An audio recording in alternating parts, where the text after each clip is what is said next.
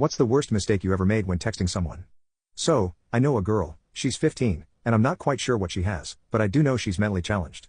She's the sweetest little girl I know, heart of gold and extremely generous, and friendly.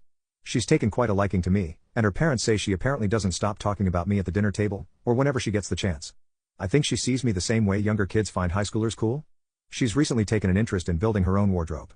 She didn't care much aside from preferring certain colors and prints, and her mother apparently bought most things for her, but she's begun to develop her own taste fashion-wise.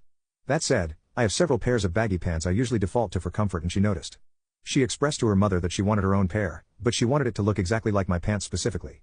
Now, baggy pants often have different looking fits depending on its dimensions and whoever's wearing them, and after hours of her mother taking her to different shops, they weren't able to find one that looked just like mine did, and fitted on her exactly like mine did.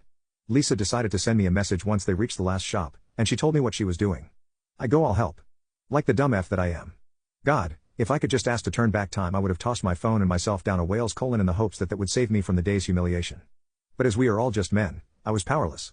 She found one that looked quite similar to mine, and she tried it on. She then sent me a picture of herself smiling and wearing the pants, but she told me she was still upset as it doesn't look as good as when you wear it. Alright, that's lovely. She's trying to copy me, very sweet of her.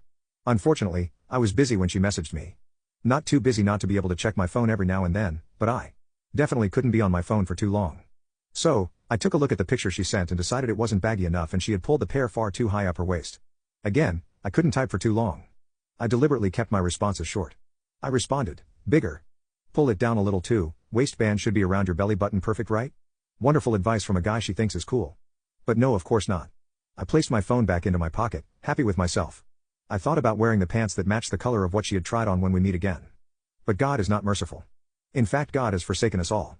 The second message never sent. Bigger, it's a single word and it sounds dry and uninterested.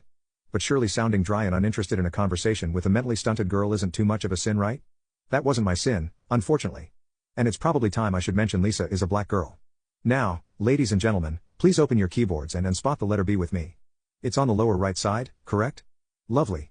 How wonderful is it that the letter N is also on the lower right side? Why, the letters are right next to each other. Surely, there is not a word that could be sabotaged by that simple little mistake? Well, there is. So I called Lisa the N-word. Hard are perfectly spelled.